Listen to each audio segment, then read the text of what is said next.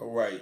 What's going on, ladies and gentlemen? It's Richard Taylor here, and I'm back with some more information that's going to be surprising to some, and I'm probably going to make some people mad by disclosing this information.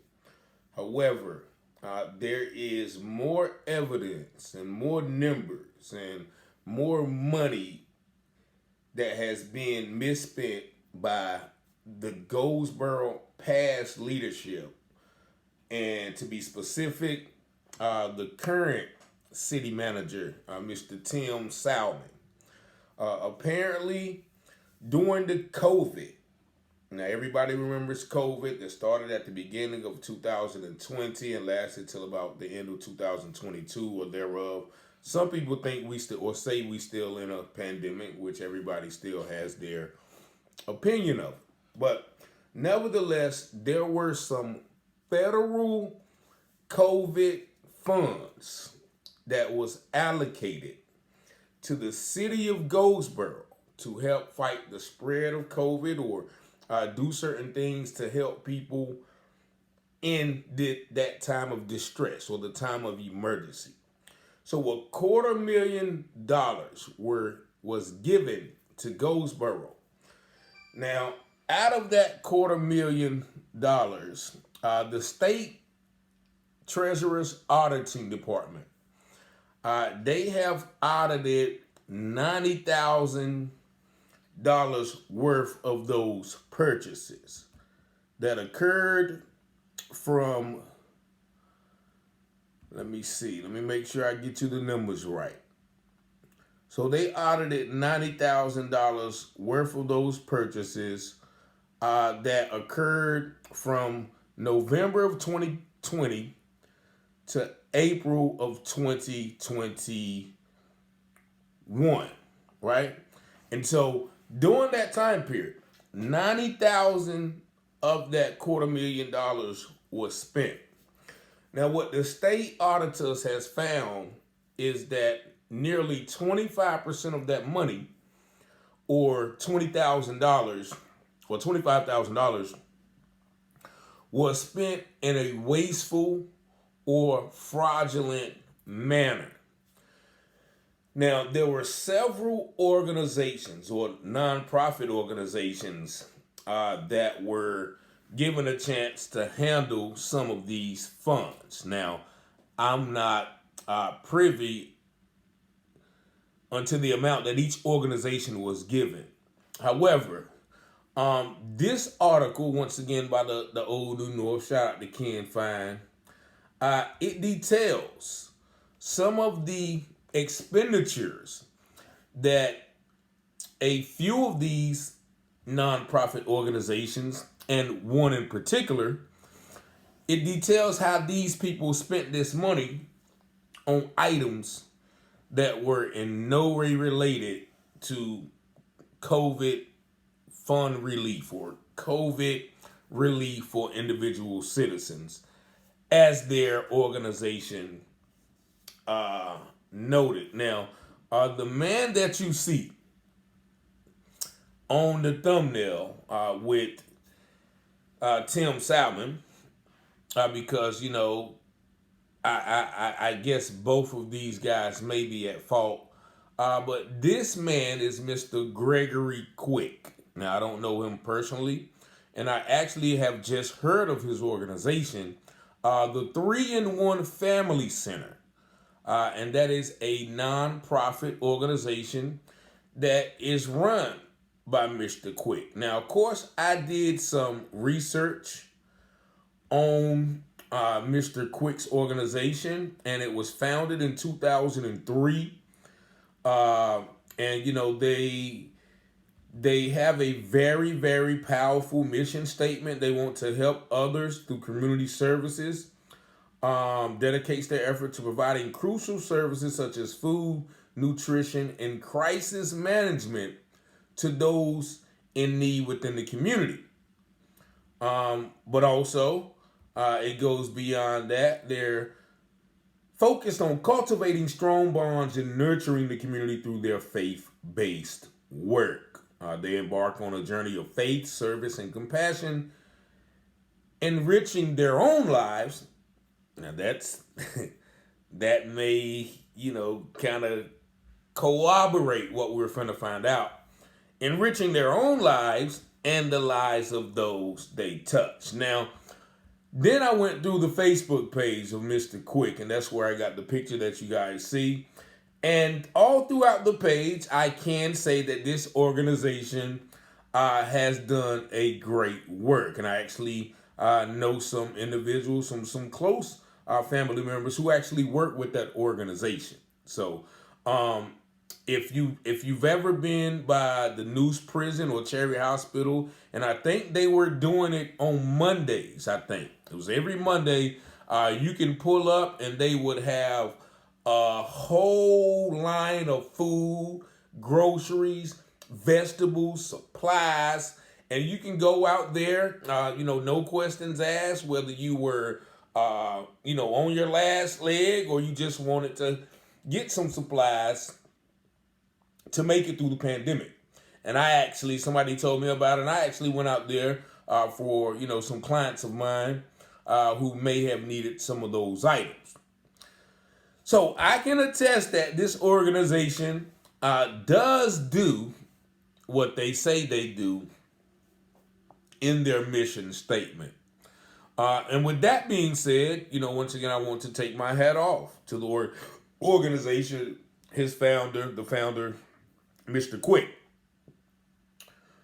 On the other side of the coin, and everybody knows nonprofit organizations, they get grants, they get monies, but with those grants, they have to make sure that they are allocating the money or dedicating the money to the services that they intend to provide and not using the money for their own personal, as the mission statement says, their own personal enrichment. So let's go back to this article because they said the auditors found out that of those $92,000 worth of purchases, $20,000 of those purchases were spent in a fraudulent or wasteful manner. And they cited once again the 3-in-1 Family Center. And in their notes or in their foundings, they found out that the 3-in-1 Family Center spent $4,000 to repair the 3-in-1 directors, which in this case it would be Mr. Quick. They spent nearly $4,000 to repair the 3-in-1 director's personal vehicle, a Lexus RX 350. Really nice car, right? So they said of the money he received, he spent $4,000 of that money repairing his own personal vehicle. Now, some may say that he was using the vehicle in his duties and performing the services or transporting the goods. However, so that may be a valid expenditure if you look at it from that nature. Now, evidently, the state treasurer's and audit's office found that not to be credible in their opinion. Now, once again, I'm just the messenger here, so I'm not seeing either way. I'm just giving you the facts as laid out in this article. Now, also they said $3,500 was spent on the 3-in-1 director's new personal vehicle, and it was used as a down payment for an Acura MDX. Also a pretty nice car. I like those. So you have this director of the organization, and as I stated, the organization is a credible organization, But he spends nearly $7,500, so $7,500 on his own personal vehicles, and actually a down payment on that vehicle. Now, once again, some may say that he's going to use that vehicle in performance of his duties as the director of the organization, having to run around, get contracts, get grants, get supplies, blah, blah, blah. If you look at it that way, then, hey, everything's on the up and up. But there's always a fine line when you're dealing with federal grant money and the way that you say that you're going to use it. So in addition to Mr. Quick's also expenditures, they said the city also paid $5,000 to Center Street Station. Now, I don't know if that's the new firehouse or whatever, I don't know. But for rent reimbursement. Now, they paid this $5,000 for 2 months of rent, but there were no copies of council checks or a lease agreement. Meaning, they paid $5,000 to somebody who said that,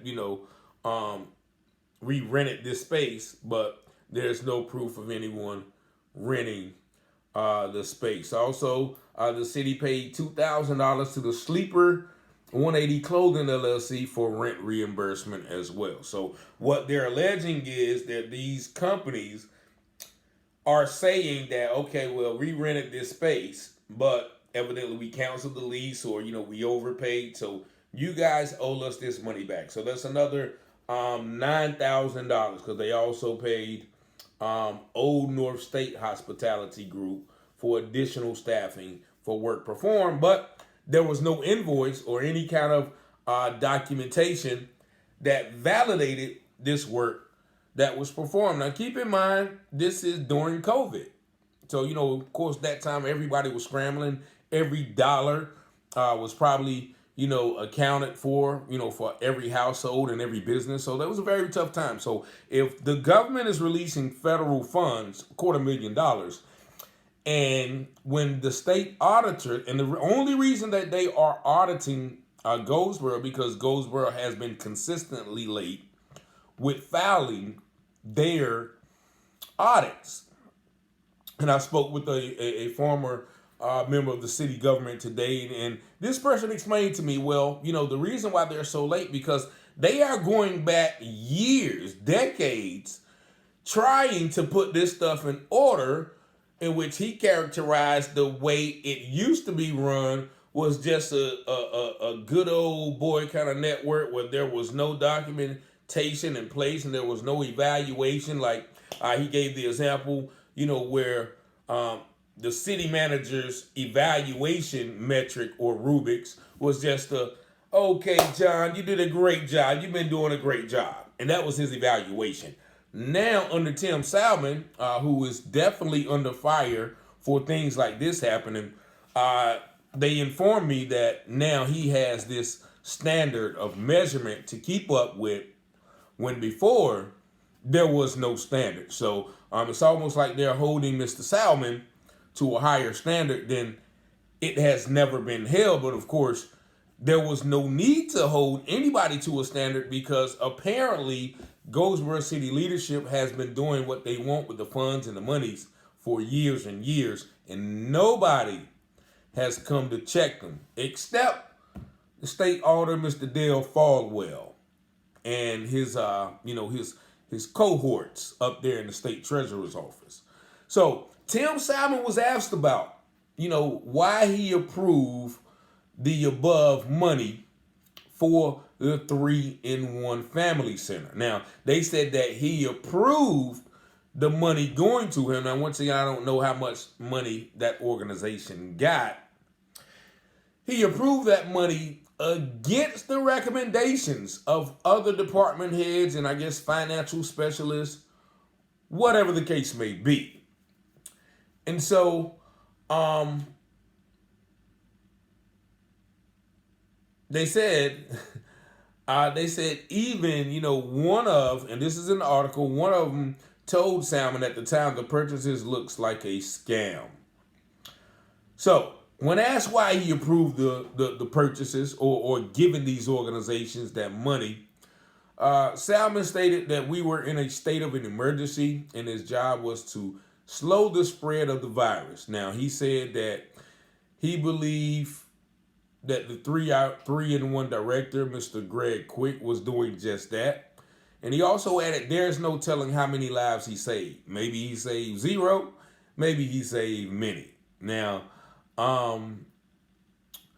also, Salmon's assistant told the auditors that, well, our goal was to get the money paid out quickly, and we felt like we were being creative. Now, there's some more information that's about to come out, probably later on today. Today is Friday, January the 26th, and that's going to show some deeper, almost collusion or conspiracy type behavior from some people who may be still in government, but we're going to touch on that probably later on tonight. But they said also Salmon ignored city protocol when approving the funds. Now, when they asked why did he ignore the protocols, he said, well, I don't know. I guess service. And then, when his assistant was asked, they answered the same thing. Well, I don't know. That's a good question. And so the auditor said that the city of Goldsboro violated federal law and guidelines by failing to distribute the funds to recipients for qualifying expenses that were necessary and incurred due to the pandemic and adequately documented. And that as a result, 21,000 of the 92,000 that they examined. Keep in mind, there's a whole nother 160,000 that they didn't even look at. They just took this sample. That they said all of that money was wasted. Now, once again, we know the pandemic and the purchases that were used. $7,500 for car repairs and a new down car payment down car payment, down payment on a car. Those are not essential things during a pandemic. You think about, food, the food that they're handing out, shelter for people or something like that. Then, it could be substantiated. But, during that time, and everybody remembers that time, everybody was scrambling. The government was handing out money left and right to individuals. PPP loans, if you got your hands on that PP, I hope you escaped the drag net that came afterwards, you know what I mean? But, there was $250,000 that was given to the Goldsboro City. And, of course, as we see here, that they made some expenditures. And once again, I focus on the 3-in-1 because that's what was mentioned in the article. Now, I don't know any of the other organizations. Maybe that's going to come out in this next edition of the Wayne Week. We'll see. But once again, this is an example of, the ineffectiveness, the ineptitude of, the current city government and what goes on behind closed doors with money that is supposed to be allocated. So it is apparent, as Mr. Fine says, that Tim Salmon is on the hot seat. I'm just going to let you know. Tim Salmon is on the hot seat, and as this article says, the audit should seal Salmon's fate. Now, once again, Salmon probably inherited a lot of these issues, but once again, a lot of these issues happen under his watch. And I've talked with Mr. Salmon. I met him at an event last year at what they call the Firehouse for when I was volunteering at the schools. And we sat and talked, and I learned that he was the military background. I think it was Marines, and he served a lot of places. And Mr. Salmon, he said he had some ideas for the city to bring the city money and things like that. But one thing that kind of stuck out to me was, where are you from? He told me, I think, he was from somewhere. I think before he moved here, he may have been out west. Don't quote me. I don't remember the conversation. It was probably like 7 or 8 months ago. But one thing, once again, that I always tell people, just like, the school superintendent or whatever, he came here for a job. If he was not making the $160,000 or $180,000 a year that he makes, he would not be in Goldsboro. Trust and believe. He didn't just get off the plane or the train or whatever he came with to come here and make Goldsboro great again. And excuse the pun, but I like that. That's it. I don't know why, but he didn't just do that. I'm not saying that he's a Trump supporter or whatever, but he came here to make money. And whatever came with it, whatever he has to do, whatever he has to navigate,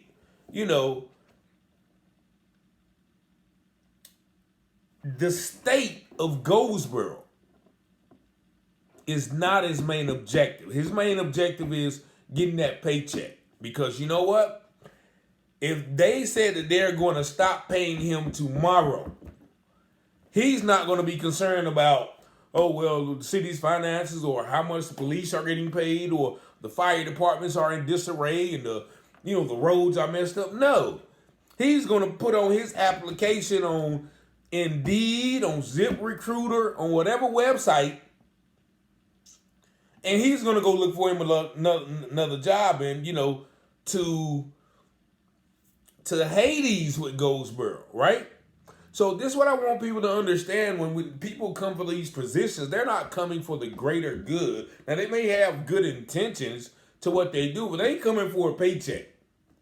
So it is always, whether it's the chief of police, chief of fire, such and such, the school board person, it is always, in my opinion, that you get someone in those positions who are born and raised, or if not born and raised, born and lived here, at least have a substantial amount of time in this area, that have vested interests. Children who go to school here, mothers and fathers who stay here still. You know what I mean? They have some sort of roots to the community, because that way you can kind of advocate differently. Just like a lot of the members who ran for the city council, they have ties here. Now, a couple of them didn't. That's probably why they didn't, win the office. But a lot of people have real deep-rooted ties to the city, and I don't think Mr. Salmon does. Now, once again, I'm not saying that he came here, with the ill intentions of, making our city bad or whatever, but it's just my opinion. Maybe I'm wrong. Y'all correct me in the comments. Or, 919-587-7782, my number. And anybody can call and, express concerns or disconcerns. That's not a word, but, it sounded good, right? They can express any issues of anything that I talk about, because this information, and from what I understand it, they're going to be doing some more looking into the finance. So you're going to probably be hearing some more names. Definitely a story I want to talk about right now, but the information has not been released to the public yet. So I'm going to, I'm probably going to hit that tomorrow. But this is a situation that you might want to watch closely. The city manager, and as Ken Fine said, his fate. Because, his fate may be at stake with this current audit. Hey, hold on real quick. All right, but yeah, so you see the video. Once again, the information has been given concerning the mismanagement of funds. But check back with me once again, 919-587-7782. Peace and blessings.